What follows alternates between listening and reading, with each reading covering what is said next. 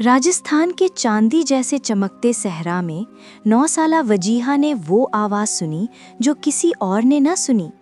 ریت کے ٹیلوں پر گونجتی ہوئی مدد کی ڈھول کی دھمکیں۔ ایک بہت بڑا قافلہ اندھیرے میں گم ہو چکا تھا۔ بغیر کسی جھجک کے وجیہہ اپنے وفادار اونٹ بادل پر چڑھی اور چمکتے ہوئے ٹیلوں کی طرف دوڑ پڑی۔ رات سرد تھی، ہوائیں ڈرانے والی سرگوشیاں کر رہی تھیں، مگر وہ رکی نہیں۔ ریگستان کے ایک خفیہ ریتیلے گڑھے میں اسے پھنسا ہوا قافلہ ملا، تھکے ہوئے خوفزدہ مسافر جو اوپر نہیں چڑھ سکتے تھے۔ وجیہہ کو وہ تنگ خفیہ راستہ یاد آیا جو اس نے چند سال قبل دریافت کیا تھا، اور اس نے بہادری سے ہر مسافر کو سورج نکلنے سے پہلے محفوظ راستے سے باہر نکال لیا۔ اور جب مسافروں نے اسے انعام دینے کی کوشش کی تو وجیہہ مسکرائی اور بولی، میں نے یہ صرف اللہ کی رضا کے لیے کیا ہے۔ اللہ ان کی مدد کرتا ہے جو دوسروں کی مدد کرتے ہیں۔